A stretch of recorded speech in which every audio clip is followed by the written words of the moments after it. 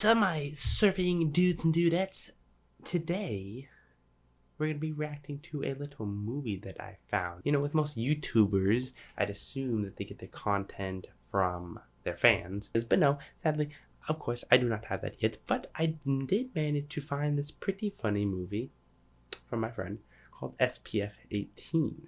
Now, this is a surfing movie, as you can tell by the name there, the SPF. It's kind of an understatement. It's not just pretty funny. This movie is really interesting. It's a work of art for sure. So let's start it out here. We've got Penny and we've got Camilla, and they're two teens staying together for the summer, I guess, in a house. Right from the beginning of the movie, they have these weird cuts where it feels like there should be more to the scene, but there's just not. It just kind of moves on. I'm a triplet, and one of me is a man named Bob.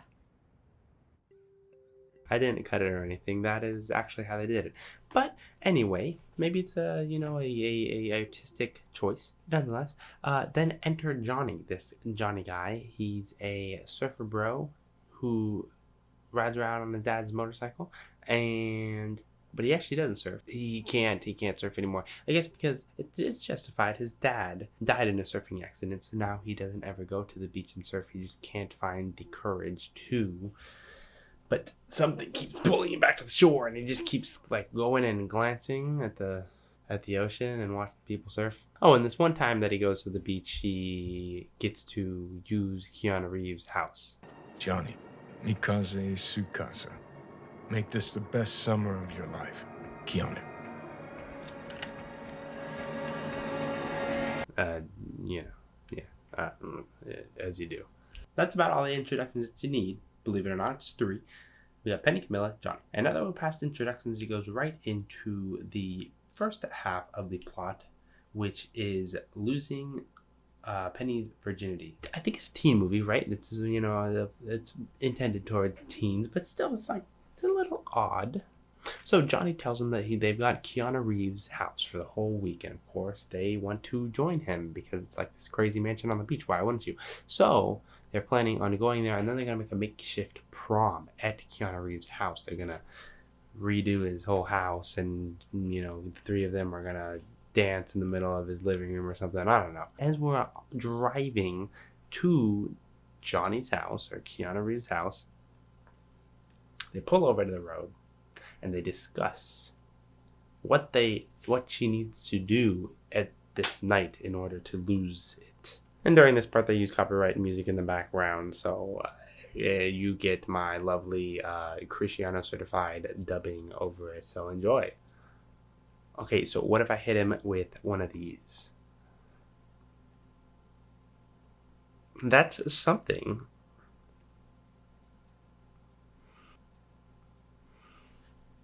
Okay, and then after we get done doing these awful, cringy dance move things that are going to, I guess, seduce Johnny, Camilla has the advice to put her hair up. That is her only advice. And she describes it as, you want to get your hair out of the way when you're rolling around. Like, oh, is that what we're doing?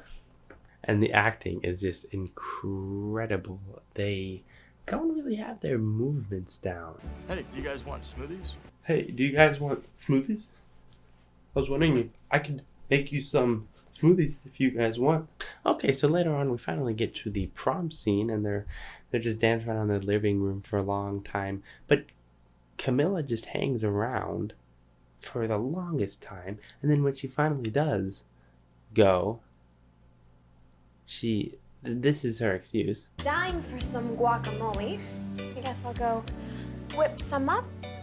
Like, you had so many excuses. Like, just be like, oh, I'm gonna go to the bathroom or anything, and you can just like dip out and not actually come back. But can you imagine if everybody was like excuse themselves that way? I mean, whenever your friends would leave, they would just leave. They wouldn't even give an excuse. Sometimes they just, I say what's going on, let me dip out. But this, I mean, it can be funnier if everybody excused themselves this way. I almost wish I saw it in real life. I mean, can you imagine you're sitting there and then your friend just like, I'm dying for an egg white scramble. I'm gonna go whip that up. Anyway, we get over to this, it just cuts scenes straight to the guacamole girl eating her guacamole on the balcony with binoculars. Another, Saturday night for me. She looks out into the water and we see a naked man skinny dipping and then, making the cross. So I guess he's doing some Christian ritual out in the ocean completely nude. Oh man, I wish that logic in real life worked the way that it does in this movie. I mean, it would be entertaining 24/7. It's hilarious. All right, let me bring you up to speed here. It's a new day. It's in the morning. We've met a new guy. He's the skinny dipper, and he's sleeping on the beach. But the lifeguard is not happy about it because you're not allowed to sleep on the beach. And I don't really even need commentary for this scene because it is just beautiful. So let's sit back and watch. I swear I didn't know you couldn't camp on the beach. But whose beach is it really? California's? Isn't that just what we've been told? I mean, California is a concept. It's a way of saying we're not Nevada, and thank God for that. She's got a point. All right, so now everybody disperses. The lifeguard says, all right, whatever, it's fine for now. Just get your stuff off the beach. And then they're walking along the beach. And then Pamela Anderson. Like, how do they have the budget for Keanu Reeves? I mean, it wasn't him, but it was his voice. And then Pamela Anderson. And what's her face? The mom. She's a famous actress as well. So where are they getting... What is going on? How do they have these actresses and actors? And the story just doesn't really know which way it wants to go. I mean, now, a little ways later, I think in the afternoon of that same day, they're all surfing together, and we get clips like this. 18. You know Icarus, right? Icarus is the guy whose wings were made of wax. Then he flew too close to the sun, and they melted. And then he fell into the Aegean Sea, and he died. Cool story, dude. Like, I think they're trying to be philosophical in some way and be symbolic, and this is going to somehow relate to John or something. I don't know, but it's not necessary, and it's just weird and awkward, and like even the kids, you can tell even the actors are like, they're so weirded out by this script. She has to say this line of Icarus, and then she looks around to the other dude, and he's just like, nice. So after the day of surfing, they get back home. It's now nighttime, and Johnny's just nowhere to be found. He keeps dipping out. And now they're pushing this weird thing where Penny and the new music dude, if I forget the name of, they're now trying, they're getting a little steamy with those two. I'll finger, you blow. Which is insane. This girl just lost her virginity to Johnny the night before, and now they're already pushing a new romance the very next day. Woo! And immediately after pushing that new romance, well, it's open season for Camilla over there to swoop in on Johnny. So we've got Penny, who just lost her virginity to Johnny. She's now off with the new dude, and now Johnny is also off with Camilla, her cousin, in the day after they lost, or I guess he took Penny's virginity. Yeah, these are moving fast for like 16-year-old. And then on top of it again, it gets even crazier. Their form of bonding, Camilla and Johnny, is by lucid dreaming. Camilla suggests that he tries lucid dreaming, but it's not really a lucid dream, it's more of a hallucination, which 90% of the budget must have gone into this, because just take a look at this. This is his lucid dream.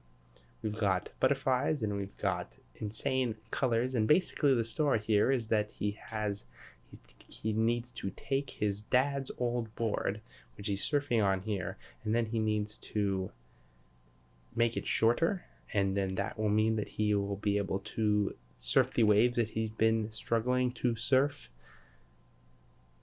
He can't get back into the water, he can't surf because he's got these problems, but if he shortens his dad's board, well, there you go, Bob's your uncle.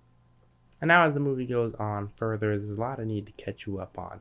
Basically, Cash is the musician dude, Penny's new love interest. He is actually he's got a secret identity. He's a pop star, and they're trying to turn him into something that he's not. So this whole gang of misfit friends that they just met all, or for the most part met a couple days ago, all get together, and they're going to help him escape his contract or not escape, but essentially mend his contract by showing a different side of him in a music video. So they're all going to come together, make a music video, and post it on YouTube. Hopefully it goes viral, and then their record labeling company will have to, make changes to the direction in which they're showing him off. Which is it's a nice idea, but it's kind of weird that her ex-boyfriend, who she just lost her virginity to, is now helping her the very next day make a music video for her new, essentially, like, boyfriend or